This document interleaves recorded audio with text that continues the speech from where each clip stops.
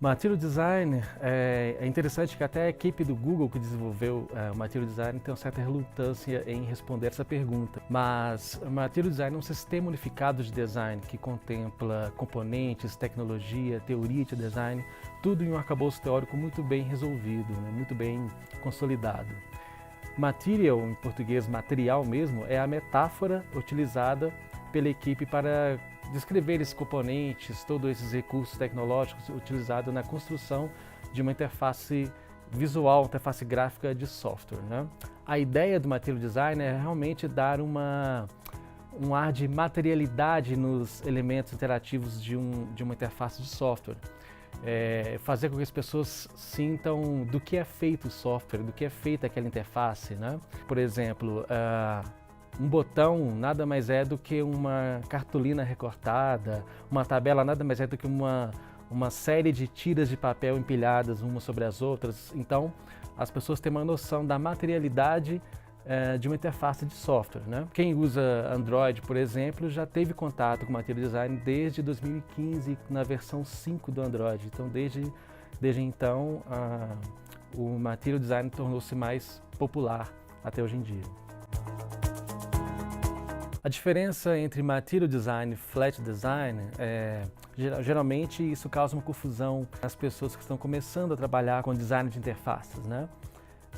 O Flat Design foi uma ruptura muito brutal que aconteceu com o modelo anterior, né? O chamado skeuomorfismo. O skeuomorfismo, ele pregava essa coisa de perseguir o tempo inteiro uma semelhança com o mundo real. Então, as interfaces antigamente, na época do skeuomorfismo, elas eram muito carregadas, cheias de imagens, de sombras, de volumes, de textura. Elas tentavam imitar elementos do mundo real. Só que isso era muito difícil de se aplicar quando você fazia design responsivo. Então, as interfaces ficavam muito pesadas e o código-fonte, o código do front-end ficava muito pesado, muito carregado, cheio de imagens, e era difícil de fazer isso ser responsivo. Então, o Flat Design veio para romper com esse paradigma.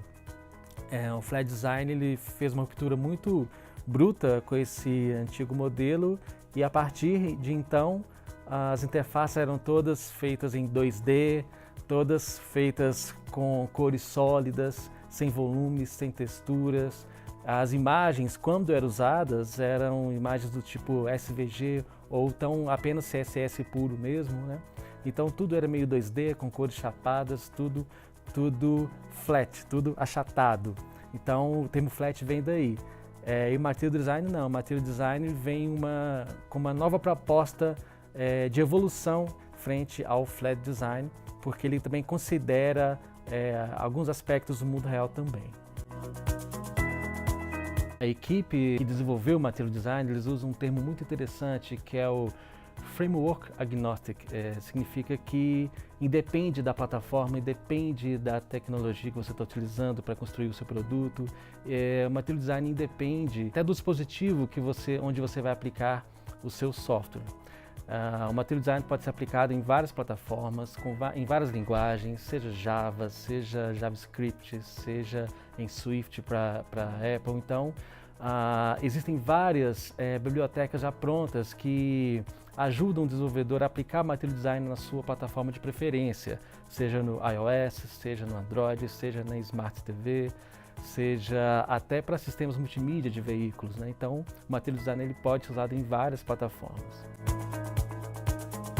Os principais diferenciais em se aplicar Material Design nos projetos, na minha opinião, são dois. O primeiro deles é a flexibilidade e o segundo é a abrangência. A flexibilidade porque, em se tratando de um framework de design, né, um sistema de design, você pode aplicar o Material Design em qualquer plataforma, dispositivo, utilizando qualquer linguagem. Então, ele não é amarrado a nenhuma plataforma e nenhum framework específico. Então, o Material Design ele possui essa flexibilidade. O segundo diferencial seria a abrangência, decorrente dessa flexibilidade, né?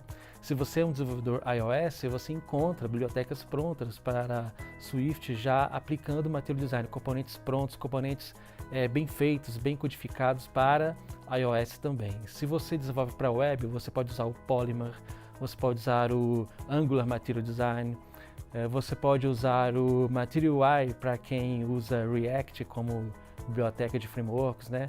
Então, para mim, os diferenciais são esses dois aí, né? A flexibilidade e a abrangência da sua aplicação nos projetos. Conhecimento-chave que o profissional precisa ter para aplicar o Material Design nos seus projetos.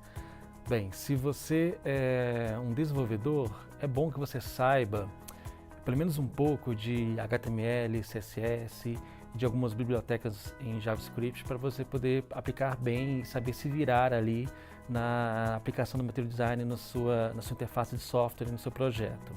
Se você, por outro lado, é um designer de interfaces, é muito importante que você conheça bem as premissas do Material Design e que, principalmente, você prototipe sempre o seu layout e a sua interface.